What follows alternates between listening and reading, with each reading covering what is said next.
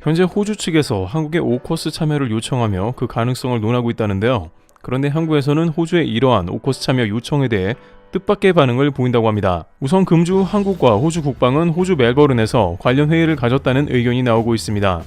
호주 측에서는 오커스 필러 1과 2 분야 중에서 양자 컴퓨팅, AI 극초음속 미사일 분야를 개발하는 필러 2 분야에 한국이 참여하는 것을 적극 요구하면서 한국을 환영한다는 입장입니다.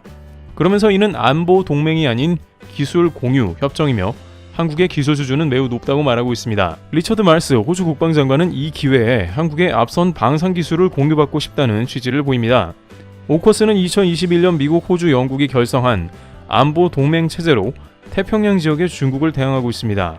그런데 오커스 필러 1 같은 경우 핵추진 잠수함 프로그램이기 때문에 철저히 오커스 국가만 관련되며 한국은 이 선에서 호주와 함께 다양한 방산 기술 협력을 주고받자는 게 그 골자입니다. 오커스 협력 체제가 프랑스 뒤통수를 때릴 정도로 강력한 협력체인데 호주가 왜 한국과 같이 가자고 한지 궁금한데요. 호주에서 이런 제안을 한 것은 그간 한국이 미국과 호주만을 대상으로 국방장관급 회의를 하고 있고 이는 호주에서 한국의 방산에 대해서 매우 큰 관심을 가지고 있기 때문이라는 말이 나옵니다. 미국을 제외하고 영연방에서 호주가 가장 한국의 방산과 밀접한 관련을 가지려 했기 때문이고 실제 호주는 공군을 제외한 다양한 분야에서 한국의 방산 수입을 했거나 적극 고려하고 있습니다. 여기에 호주는 한국의 에너지 안보 분야에서도 관련이 깊은 국가 중 하나라고 할 수 있습니다. 에너지 안보는 국가의 핵심 사안이라 한국은 반드시 호주와 좋은 관계를 가져야 하는데요. 한국은 호주에서 천연가스 LNG를 비롯해서 다양한 광물을 가장 많이 수입하고도 있습니다. 호주 입장에서도 천연가스를 비롯해 다양한 자원을 수출하기 위해 한국이 반드시 필요한 상황입니다. 예를 들어 지난 겨울 호주 정부는 호주 북부 바로사 해상에 가스전을 SK가 시추하도록 승인했습니다. 호주 현지 원주민의 반대로 1년 넘게 중단된 사업이지만 한국의 기술이 필요했던 것입니다. 한국의 드릴쉽 기술을 비롯해 다양한 노하우가 호주에 접목이 되니 도움이 되는 게 당연하죠. 또한 해상 시추 이후에 한국에서 바로 이것을 실어 나르는 것도 세계 최고 기술을 갖고 있습니다. SK E&S의 경우 관련 사업에 무려 1조 5천억 원을 10년 이상 투자했고 호주는 이를 환영했습니다. 한국 입장에서는 러시아발 LNG 위기로 인해서 당장 수입 라인을 확보해야 하는 국면이고 호주 역시 자원 개발과 지역사회 국가의 개발을 위해 한국의 활약이 반드시 필요했던 것이죠. 하지만 이 LNG 사업 같은 경우 2025년부터 500만 톤 수입량이 비어버린 한국이 훨씬 더 간절했고 반드시 호주의 바로사 해상 LNG 시추는 해결이 되어야 할 문제였기에 도움을 받았다 할 수 있는데요.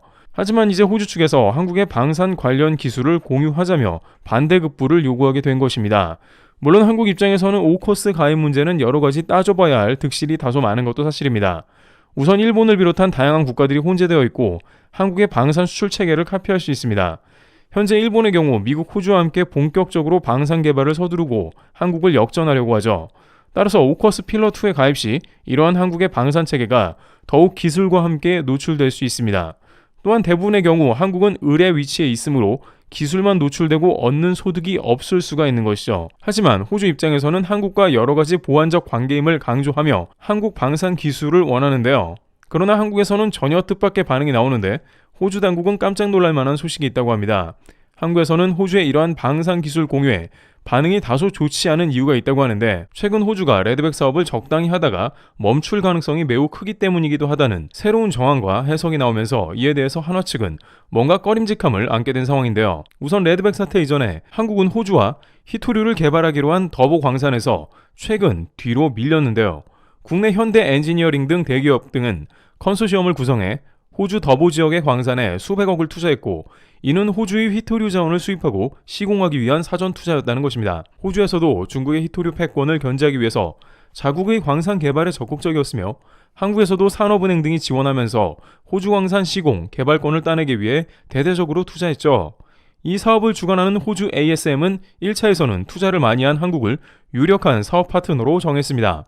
그런데 최근 국내 언론 등 소식통에 따르면 미국 정부가 갑자기 개입해 호주가 자세를 바꿨다는 겁니다. 미국 정부는 중국의 히토류 패권을 미국이 다시 가져가기 위해 전세계 히토류에 개입 중이며 영연방이자 미국의 오커스 파트너인 호주 지역에 6억 달러를 투자하기로 제안했다는 겁니다.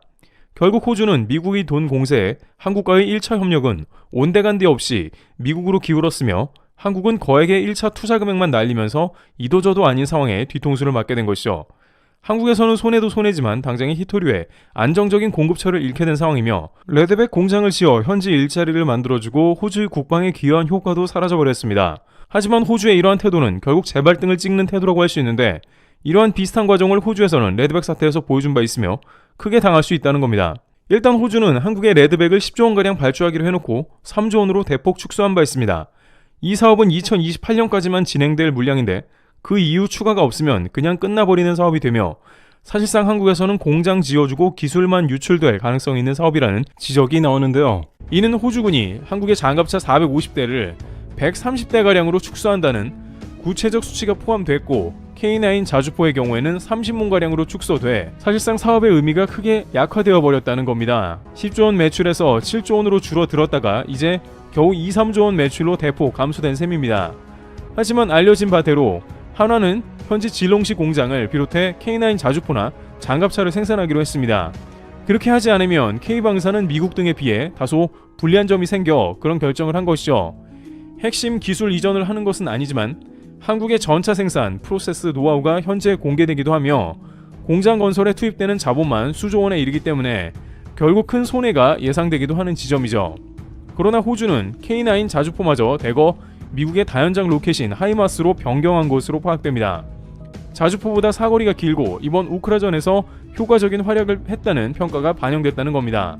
물론 한국도 뒤지지 않는 천무 등의 다연장 로켓포가 하이마스보다 가성비로 활약할 수 있습니다만 무엇보다 이러한 정황에서 느껴지는 호주 정부의 움직임은 미국을 선택했다는 이야기입니다. 한국은 현재 공장까지 지어주며 고용 문제까지 해결해준다고 약속했지만 이를 외면한 것이고 결국에는 정치와 외교센터 가운데 미국의 지나치게 많은 방위비를 쏟아붓고 있다는 지적입니다. 한국을 택한다면 수출도 동시에 할 수 있어 적자가 감소할 것이지만 뒤통수를 친 셈이나 마찬가지인데요. 한국은 호주의 장갑차와 자주포 대규모 프로젝트를 위해서 수년간 공을 들여온 곳은 물론이고 한화 등 현재 쏟아부은 노력은 이루 말할 수 없는데 이를 한순간에 너무 쉽게 날린 모습이 나온 겁니다. 게다가 빅토리아 질롱시에서 K9 자주포 30문을 생산해봤자 기술 유출만 된다는 의견도 나옵니다. 한국은 전차 생산 프로세스만 공개하는 셈이고 호주는 적은 돈으로 기술만 엿볼 수 있게 됩니다. 상황이 그러다 보니 일부 채널에서는 이제 호주 방산에서 철수해야 한다는 의견이 등장하고 있는데요. 호주가 바지가랑이를 붙잡는다고 해도 그 진심을 제대로 알 수 없다는 이야기입니다. 이러한 상황에 호주가 오커스 가입을 권유하면서 한국 방산 기술을 가져가려는 건 환영 못 받는 것입니다. 앞으로 한국은 자원과 같은 분야는 협력하면서 방산은 독자적인 경쟁력을 갖도록 움직여야 할 것입니다. 여기서 K방산의 대활약을 기원함과 동시에 구독자분들에게 좋은 아이템을 알려드리고자 하는데요. 지난 영상에서 너무 좋은 반응을 보여주셔서 가정의 달 5월을 맞아 다시 한번 소개시켜드리게 되었는데요. 농업방송에 따르면 한국 고려홍삼 조합의 한 농부는 100만 불 수출탑을 달성한 바 있다는데요. 농부 1인이 그것도 수출이 까다롭기로 유명한 홍콩과 대만 등의 대거 수출을 시작한 상황입니다.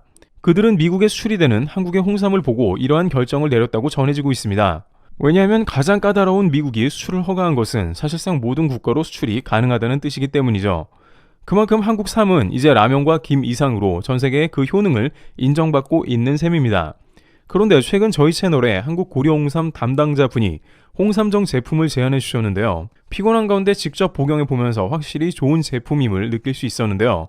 광고이긴 합니다만 이번 기회는 특별한 할인이 들어갔기에 소개해 드리고자 합니다. 이 제품은 작년 가정의 달에 1초에 한 포가 팔려서 무려 100만 포 판매 달성을 한 제품이기도 한데요. 60일 구성으로 하루에 하나씩 선물해 주신 분을 떠올리면서 편하게 복용하실 수 있도록 되어 있으며 여기에 해당 제품은 국내 제품 생산 기준을 넘어 글로벌 기준으로 위생을 관리하고 있습니다. 또한 5월 가정의 달을 맞아 60포 한 박스 59,000원 지난 가격보다 6,000원이나 할인을 더해주셨습니다. 담당자분께서 지난 성원도 감사드리고 부모님께 효도하시라는 덕담도 건네주셨는데 아울러 이번엔 선착순 500분 한정으로 사은품인 발효홍삼 포스트바이오틱스 유산균 제품을 드립니다. 앞서 말씀드렸듯이 수출도 되는 홍삼은 이제 까다로운 해외의 기준에 맞춰야 하는 제품이기 때문에 더욱 믿을만한 시설에서 생산되어야 하며 그 기준이 매우 높아졌음을 알려드립니다. 실제 엄선된 6년근 수삼을 이용해 제조한 홍삼만을 사용하고 있으며 중요한 것은 진세노사이드가 그람당 11mg 이상을 포함한 기준만으로 생산한 것이고 제품 한 포당 약 14mg의 진세노사이드가 검출되고 있으며 성분 검사를 진행하고 있습니다. 그리고 이 업체의 특별한 점은 제품 판매 수익을 꾸준한 기부를 통해 지역사회와 함께하는 것입니다. 이렇게 많은 횟수는 물론이고 수익 금액까지 공개하는 업체는 거의 찾아보기가 어려운데, 이는 이 업체가 실제 기부를 매우 구체적으로 투명하게 진행하고 있음을 보여주고 있습니다. 제품을 구매하신다면 독거노인과 어려운 이웃들도 동시에 챙겨주실 수 있는 것입니다. 고정 댓글을 통해 트래블튜브와 한국 고려 홍삼 참 이로운 홍삼정 링크를 남겨두겠습니다. 가정의 달을 맞아 가족과 주변분을 챙기고 본인 건강도 생각하시면 좋을 것 같습니다. 트래블튜브였습니다. 감사합니다.